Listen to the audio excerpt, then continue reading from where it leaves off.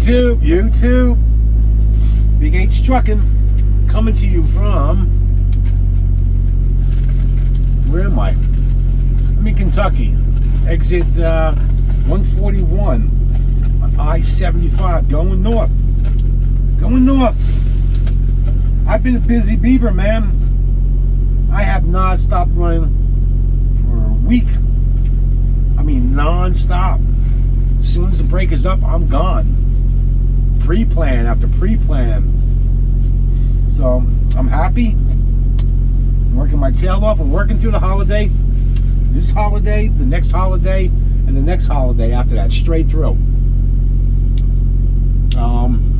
However, I am getting routed back to Missouri. Truck has got a check engine light. This truck does not like. I'll read exactly what it's. Oh, I can't read what it says. Or can I? It's an after treatment issue. Put my spectacles on. Okay, here we go. It's an ECU short for aftermarket fuel pressure. It's the amber light, which is fine. Should run just fine. And we can get to a dealer after your load. Get more lights, let me know. So far, that's the only one. The amber light's the only one that's come on. And it's been on for the last 4 days. Actually, 3 days. And I told my FM yesterday to try to get me routed to Missouri. I want to go to that Peterbilt because the same issue happened last year at this time. As soon as I put anti-gel in this engine, within a couple of days, I get the check engine light. Unbeknownst to me what it is, for some reason, that anti-gel that we use at Prime, or any anti-gel for that matter, affects something, a sensor. It's obviously a sensor. So, and the reason why I'm going there, I called Hunter Peterbilt in Pennsylvania. They're like, we can't even see you for the next 10 days. I'm like, that's not going to happen. And I was in North Carolina. I stopped in there, and they're like, forget about it. We are so swamped. I said, can you just nope. Don't even have time to look at your truck. You imagine it's a $200,000 truck, and they ain't got time to look at it. It's just amazing. So, I called Springfield. And he's like, let me know, give me like a day, 24 hours before you come in. We'll get you in. Because they're open 24 hours a day. And that's the reason why I'm choosing to go to Missouri. So, I spoke to my fleet manager yesterday about this. He's like, well, can it wait? And I said, yeah, of course it can wait. I mean, I said, I don't know. I'm not inside the engine to tell you. But I said, it runs fine. I have no loss of no power. Once I got his check engine light on, it's an after treatment. And he said, all right, well, because I was in Kentucky. Yeah, I was in Kentucky yesterday. I got a load out of Kentucky down in North Carolina overnight. Then North Carolina back to Ohio for tomorrow morning, 8:30 drop. And then after that, we'll see where and how I'm going to get there. So hopefully I'll get there. Tomorrow's Wednesday already, huh? Thursday. Probably not going to be open Thursday. So I should get there by Friday if all goes well. Hopefully I'll make another pick up in Ohio, maybe possibly get a load either into Missouri, drop it and someone else will take it, or maybe get something into Illinois and then go from there. So, but she's running good. She's making me money. Had a really good week. He cramped in a couple small ones for me, so I was able to.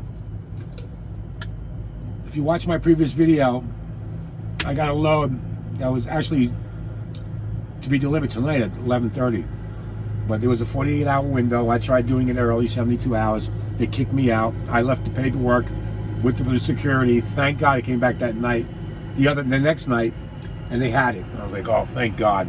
Because what do you do if you lose your BOLs?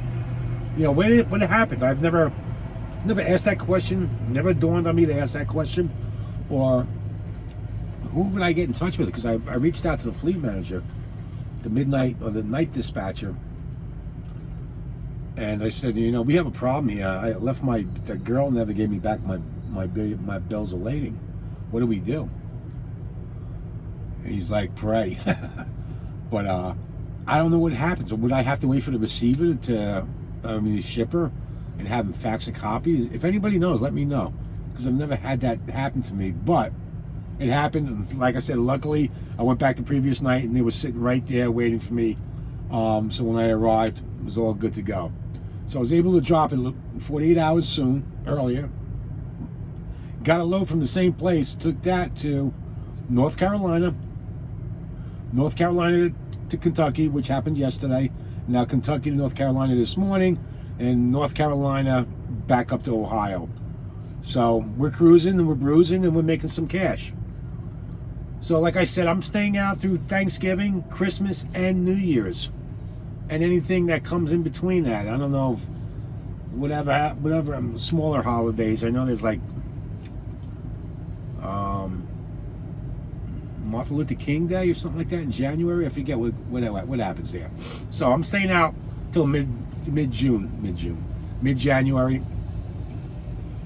I just want to stack. I'm just interested in stacking right now, and that's what we're doing, because I am concerned the rates are going to come down in the next year, and that's my concern. So whatever. So that's where I'm at. I'm just cranking it. I'm about to go to sleep. Get up at midnight. A little before midnight. It's 2 o'clock now, or 2:30 right now. Get up before midnight. Go down to the fueling station. Not fill her up, but put like 60 gallons in the tanks. Fill up the DEF. Top off the reefer. And make my way up to Ohio for an 8:30 a.m. drop. I'm only 300 miles away. We'll accept you early, per notes. I like places that accept you early. Like I was 3 hours early this morning, and they took me right away. Hey, go to door 247. All right. So all is well, folks. All is well. It's absolutely a beautiful day here. It's 70 degrees. Couldn't ask for a nicer day, and we go from there. All right, so BigH Trucking is pounding the pavement. I'll let you know what's going on with this Peterbilt when I get down there.